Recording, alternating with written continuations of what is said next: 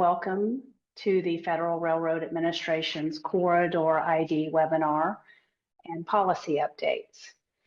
My name is Wynn Davis, and I am the Deputy Director for the Office of Regional Outreach and Project Delivery at FRA. I am joined today by my three colleagues who I will ask to introduce themselves now.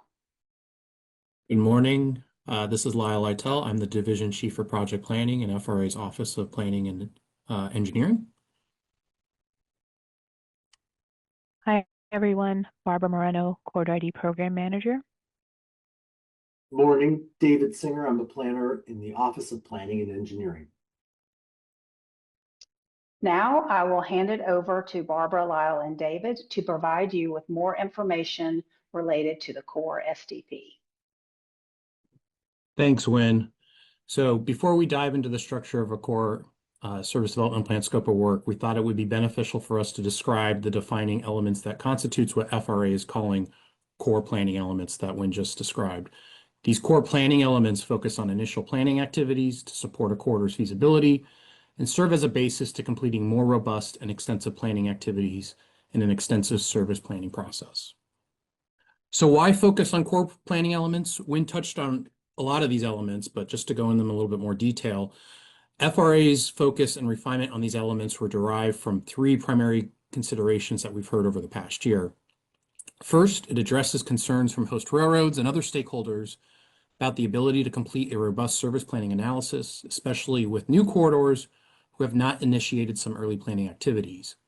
Detailed technical analysis like operations analysis and discrete project identification take a significant amount of time and resources, and some stakeholders and sponsors may not have those resources in place. Thus, focusing on core planning elements will ideally set up sponsors to take on more intensive planning activities at a later date. Second, we heard concerns about the need to identify realistic service objectives and goals prior to discussing and analyzing implementation strategies with the host. And so focusing on core planning elements encourages project sponsors to complete those activities. We heard loud and clear that sponsors need to be informed and prepared before seeking robust engagement and analyses with host railroads and other key stakeholders. Sponsors need to identify their service objectives prior to discussing and analyzing implementation strategies with the host, as the host is not responsible for developing individual passenger rail services. And lastly, this focus on core planning elements allows for FRA to refine the SDP process for corridors by making it more cost-effective and efficient for sponsors to complete a service development plan. Many new corridors may have challenges related to institutional capacity and or funding to complete a robust service development planning effort. By focusing on core planning elements, sponsors should have the ability to address fundamental planning components that are necessary and could serve as the basis for a more robust service planning effort when more institutional and or financial resources become available. So what are the core elements and how is FRA identifying them? From the FRA perspective, core planning elements are identified as completing a sufficient market analysis, feasibility study, and the identification of initial timetables. During step one, FRA reviewed prior planning documents submitted by sponsors to ascertain whether the sponsor has addressed these three core planning elements to determine whether core development is feasible. If FRA determined that prior planning work conducted for a corridor shows that an individual corridor proposal aligns with market demand and corridor implementation is viable, then the corridor has already demonstrated feasibility and it is appropriate to advance the corridor to complete a more robust service development plan. Although if during step one, FRA determined an individual corridor has not completed the activities necessary to demonstrate feasibility, FRA will work with sponsors to tailor their Step 2 SDP scope of work to focus on producing these core planning elements through a core service development plan scope of work, which we will discuss in more detail shortly. But before we get into that discussion, let's go over the components of what defines the completion of market analysis, feasibility, and timetables to determine feasibility in more detail. FRA considers whether a corridor proposal aligns with market demand by assessing whether the following items are identified and are still relevant or up to date. This includes having a completed market analysis that demonstrates that the sponsor understands the existing and future transportation market, competing modes, and demographic trends, that ridership demand exists to meet the proposal, and that the proposed route connects to key population and/or economic centers. FRA also considered whether a feasibility study or comparable analysis has been completed that demonstrates that implementation is viable if the sponsor has identified potential capital infrastructure and operating needs, and whether those needs align with existing corridor conditions.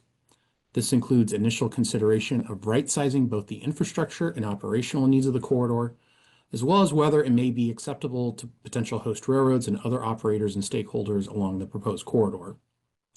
It also includes an initial cost estimate commensurate with market demand. The cost estimate should be at an order of magnitude costing or at an initial high level to support market demand projections and early planning analyses. Should also identify potential non-federal funding opportunities that exist to support the corridor and potential governance alternatives to deliver the proposed corridor. Lastly, FRA also considered whether a potential timetable was developed that identifies whether a timetable schedule has been developed detailing passenger train departures and arrivals, including all stops and dwell times, that the timetable accounts for estimated travel times based on operating assumptions and infrastructure conditions. And for corridors with multiple frequencies, the timetable should account for appropriate estimates for equipment turns and recovery time. So now that we've defined the core planning elements necessary to demonstrate feasibility, we will turn to how FRA is proposing to tailor new corridor scope of work to align with identifying and completing the core planning elements. I'll now pass the presentation off to David to start laying out this process. Thanks, Lyle. I'm happy to talk about the mechanics of a core service development plan and how it translates to a sponsor's scope of work. Talk about what stays the same and what's going to change. The next slide is going to look familiar. It hasn't changed. These principles still apply. A service development plan will meet the statute. It will recognize that this is an early stage of development and it's going to create a framework that will carry through for future phases. It focuses on the substance of demonstrating feasibility, as Lyle mentioned, an operating plan, a capital plan, and an investment case for initiating a corridor. And it develops a consistent approach for standardizing analysis. These ideas remain. The next slide will also look familiar as we look at the questions or the tasks that make up a service development plan. A core service development plan will touch on each of these elements as well. And you'll see that in the scope of work. It just will be a different level of rigor and granularity.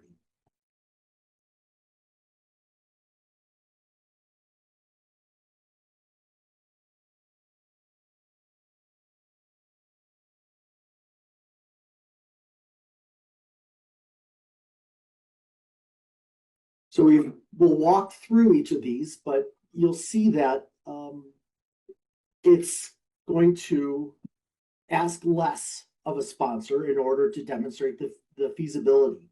Much of the intensive analysis, as mentioned earlier, will be deferred until later in the planning process. It's not yet ripe.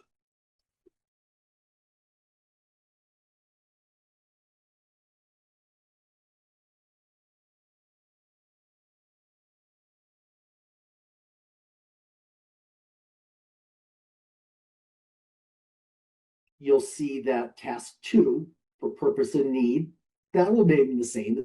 It's critical to articulate goals and objectives and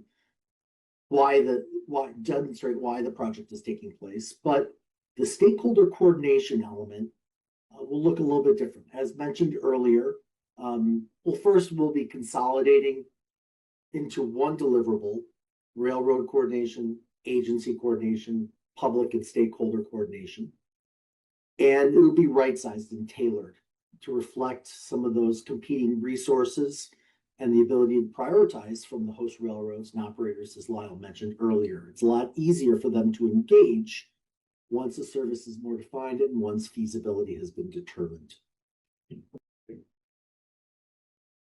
And alternatives analysis is still important, but we'll be focusing on the fatal flaw of those analyses that are developed, really focusing on feasibility.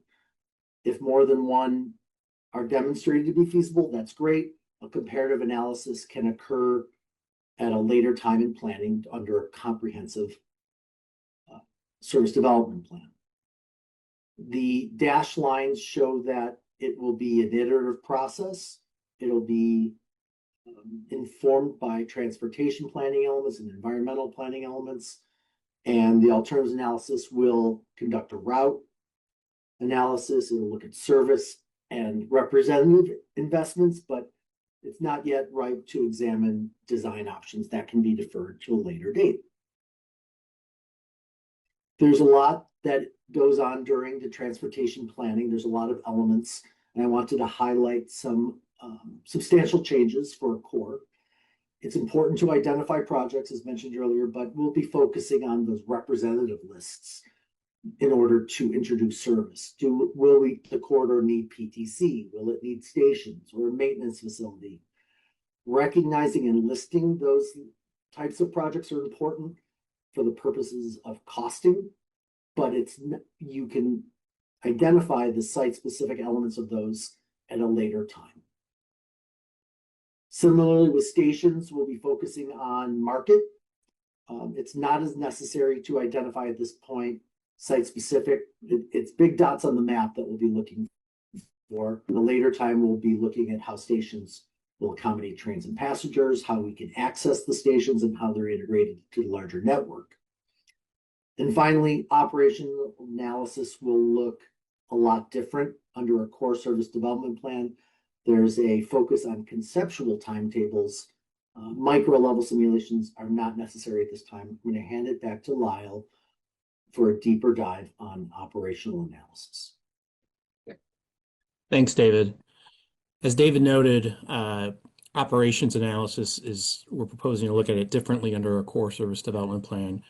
And since operation analysis is perhaps the most significant technical analysis within a service development plan and is a primary driver of cost and schedule, we thought it would be beneficial to discuss potential operations analysis strategies appropriate for a core service development plan. This table helps convey the types of operations analysis tools available and utilized at various stages of planning and project development. For most detailed and robust service planning efforts, the go-to approach in the industry when mentioning operations analysis is to complete a detailed microsimulation analysis.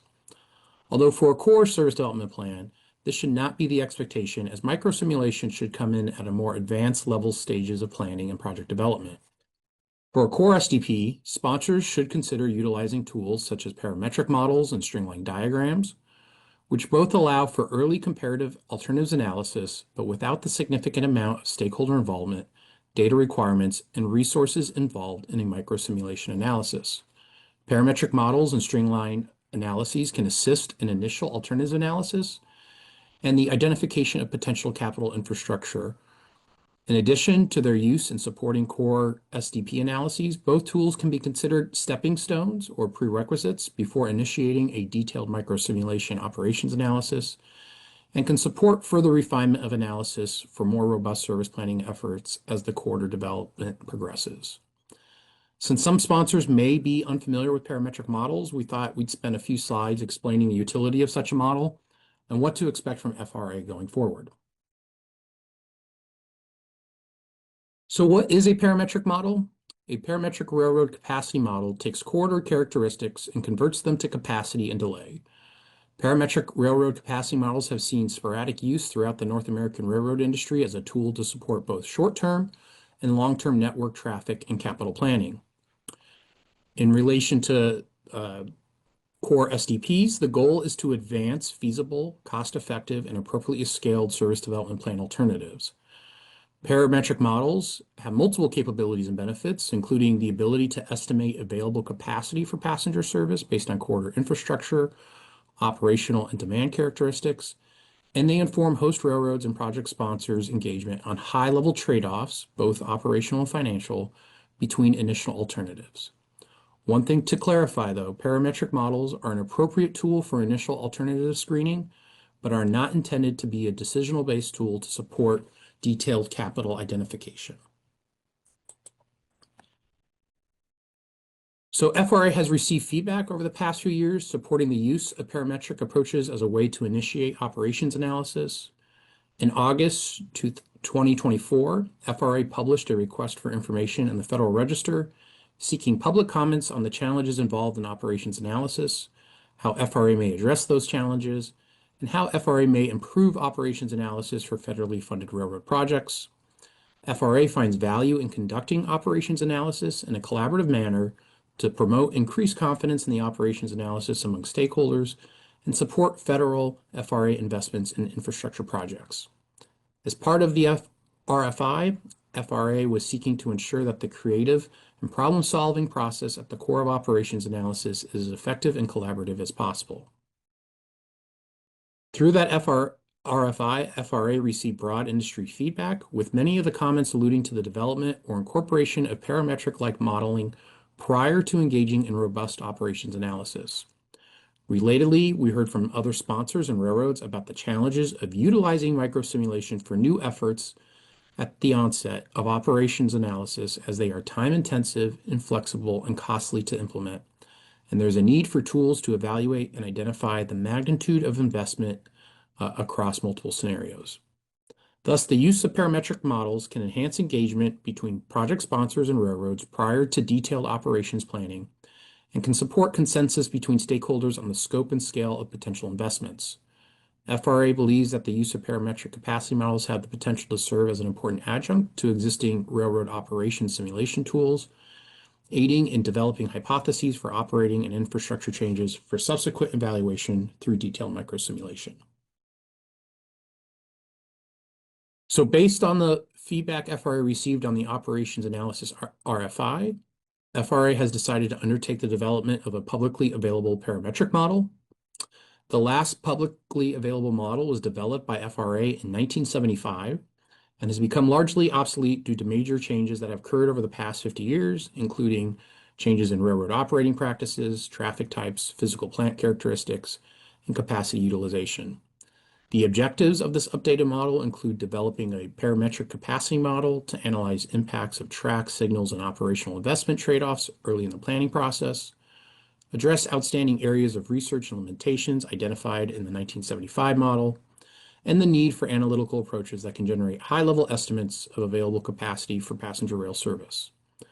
FRA published an RFI for the model over the summer and received feedback from various entities. FRA is anticipating releasing an RFP for the parametric model update in the first quarter of 2026. FRA recognizes the need for sponsors to initiate their corridor planning activities, and sponsors may not want to wait for the development of the publicly available model to advance their SDP.